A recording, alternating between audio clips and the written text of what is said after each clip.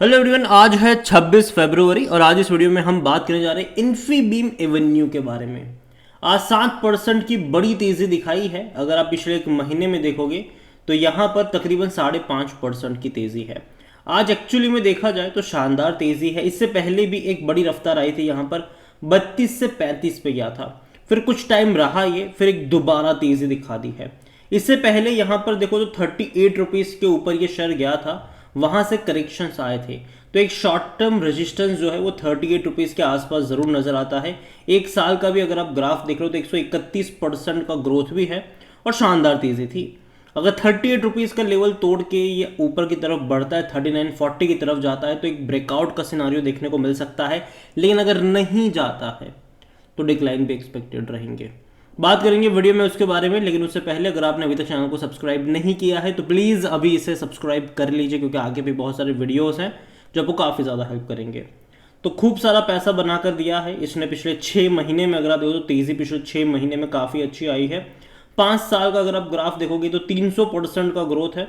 अगर आप देखो तो इससे पहले भी एक बड़ी रफ्तार आई थी, बाद में बड़े करेक्शन से गुजरा, और जब इसने 27 रुपये का लेवल तोड़ दिया तो एक ब्रेकआउट यहाँ पर देखने को मिल गया। लेकिन 38 पे जाने के बाद वापस करेक्शन बना। अब यहाँ पर जो 38 रुपीज़ का लेवल है वो शॉर्ट टर्म के लिए मेरे हिसाब से इसके लिए एक रेजिस्टेंस का काम करेगा, लेकिन अगर उसको सक्सेसफुली ब्रीच कर देगा तो और अच्छी तेज़ी आप एक्सपेक्ट करोगे यहाँ पर।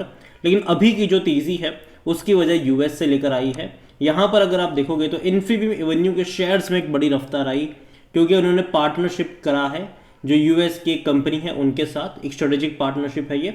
यहाँ पर अगर आप देखो तो इन्फीबीम एवेन्यू अब फिनटेक फर्म सो सर्ज 10%, जो आज बड़ी तेजी आई थी, यहाँ पर ऑलमोस्ट 10% भाग गया इंट्राडे में, क्योंकि कंपनी ने अनाउंस करा कि वो $10 बिलियन में 20% इन्वेस्ट करने वाले हैं। स्ट्रेटेजिक सेल कह लो। एक्स ड्यूस के नाम की एक कंपनी है जो कि एक काफ़ी अब बड़ी कंपनी कह लो कि प्रोवाइड करवाती है एआई डेवलपमेंट कंपनी है ये, जो कि यूएस में है। और यूएस की कंपनी के साथ इन्होंने इस तरीके का करार करा है, जिसका हेडक्वार्टर न्यू जर्सी में है। और यहाँ पर अगर आप देखोगे team of over 150 software developers in US and serving some of the Macquarie, Wall Street and insurance client in North America. तो कंपनी छोटी नहीं है, बड़ी कंपनी है ये, और काफ़ी बड़े एक्विजिशन मतलब काफ़ी बड़ा इन्वेस्टमेंट ये वहाँ पर करने जा रहे हैं। और यहाँ पर जो जिस कंपनी में इन्वेस्टमेंट कर रहे हैं उनके क्लाइंट्स अगर आप देखोगे तो यहाँ पर जेपी मॉर्गन है, कैप जिमिनी है, और भी अलावा कई सारे हैं, गोल्डमैन शायद से लेकर डिस्चार्ज बैंक, यहाँ पर कई सारे यहाँ पर ये क्लाइंट्स देखने को मिल रहे हैं।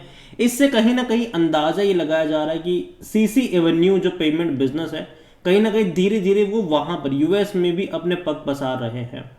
By joining the force, Infibeam Avenue will gain the strategic advantage of tapping into the Illustrate network for its photogenic AI solution and CC Avenue payment business, जो वहाँ पे यूएस में करने की पॉसिबिलिटीज़ है। एक नए द्वार खोल सकते हैं इनके लिए, ये आप कह सकते हो।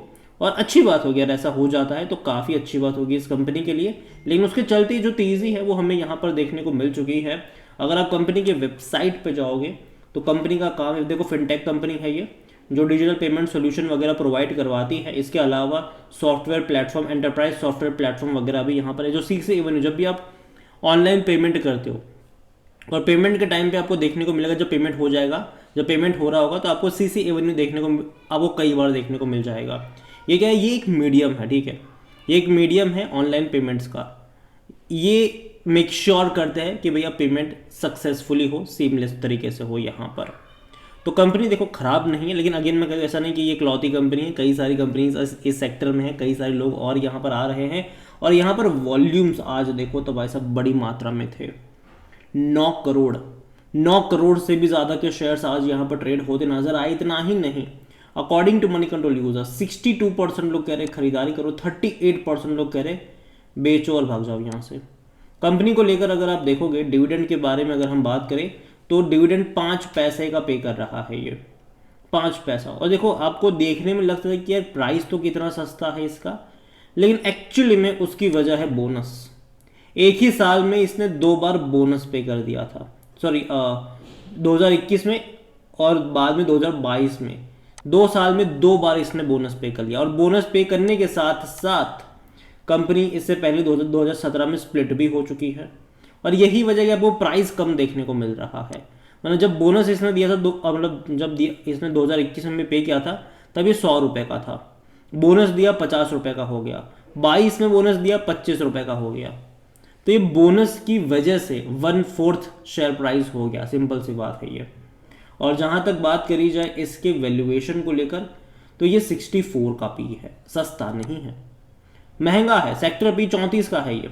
100% एनालिस्ट कहते हैं खरीदारी करो। जहाँ तक अगर हम फिनेंशियल्स देखें इस कंपनी के तो यहाँ पर अभी लास्ट क्वार्टर के नंबर अच्छे थे, 918 करोड़ का इनका रेवेन्यू था जो कि मेरे हिसाब से अच्छा है। प्रॉफिट तकरीबन 40 करोड़ के आसपास का था जो कि एवरेज में कहूँगा इसको। रीज़न ये है कि मार्जिन उतने ज़्यादा इम्प्रूव नहीं हुए। अगर आप देखोगे तो जब 790 करोड़ का इनका रेवेन्यू था तब प्रॉफिट 41 करोड़ के आसपास का ही था, और जब 918 करोड़ हो गया प्रॉफिट काफ़ी ज़्यादा बढ़ गया, लेकिन परसेंटेज ऑफ प्रॉफिट यहाँ पर नहीं बढ़ पाया। जब रेवेन्यू इतना बढ़ा पिछले क्वार्टर के मुकाबले तो वो नहीं बढ़ पाया। सेम चीज़ अगर आप पिछले साल से कंपेयर करोगे, रेवेन्यू आधा था, ठीक है, 428 करोड़ का ही था, लेकिन प्रॉफिट 35 से 36 करोड़ का था। तो यहाँ पर प्रॉफिट कम हुआ है, रेवेन्यू बढ़े ज़रूर है जो कि अच्छी बात है, लेकिन उम्मीद करते हैं कि कंपनी धीरे धीरे और अपने रेवेन्यू प्रॉफिट दोनों को ही बढ़ाते हुए नजर आए।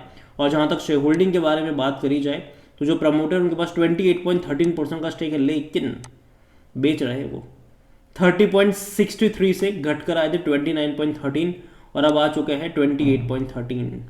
म्यूचुअल फंड 0.10% पर है, डोमेस्टिक के पास कुछ भी नहीं है। यहाँ पर एफआईज ने अगर आप देखो तो पिछले क्वार्टर के मुकाबले बड़ी बिकवाली करी, 7.35% से 6.30 पर आ गई है। ज़्यादा क्वांटिटी यहाँ पर अगर आप देखो तो अदर पार्टीज में है, 49.73% की होल्डिंग अदर पार्टीज के पास है। रिटेल इन्वेस्टर के पास 15.74% का स्टेक है। देखिए कंपनी मेरे हिसाब से ख़राब नहीं है, अगेन मैं कह दूँ ख़राब नहीं है। अगर इसने 2021 और 22 में अगर बोनस नहीं पे करा होता ना तो आज ये इसका जो प्राइस है वो 150 रुपये के आसपास होता।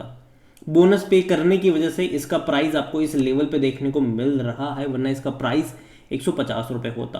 कंपनी का बिजनेस मुझे अच्छा लगता है, जो मतलब इन्होंने इन्वेस्टमेंट भी करा है यूएस में, वो भी कोई बुरा नहीं है मेरे हिसाब से, अच्छा इन्वेस्टमेंट ही होगा इनके लिए।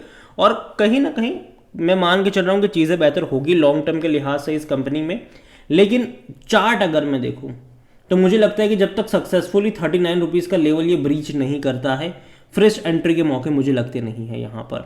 अगर आप शॉर्ट टर्म के लिए भी इसको चेज कर रहे हो तो अगर 39 रुपीज़ का लेवल ब्रीच कर जाएगा तो 45 रुपये तक के टारगेट आपको देखने को मिल जाएंगे।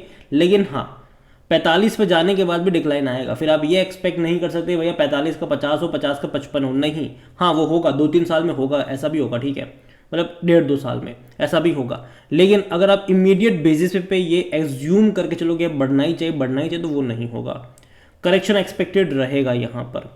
और अगर मान लीजिए कि 39 रुपीज़ का लेवल अगर ये ब्रीच ही नहीं कर पाया तो वापस आपको 35 रुपये 32 रुपये का लेवल देखने को मिलेगा। लेकिन हाँ, मुझे लगता है कि कंपनी खराब नहीं है, लॉन्ग टर्म का आउटलुक इसका पॉजिटिव लगता है। यहाँ पर आपको बाय ऑन डिप्स के मौके ढूंढने चाहिए। अगर ये आपको 32-33 रुपये के आसपास मिलता है तो उस लेवल पर आपकी नज़र होनी चाहिए, ये मेरा मानना है। अगेन कोई बाय सेल रिकमेंडेशन नहीं है। ये वीडियो को यहीं पे एंड करूंगा।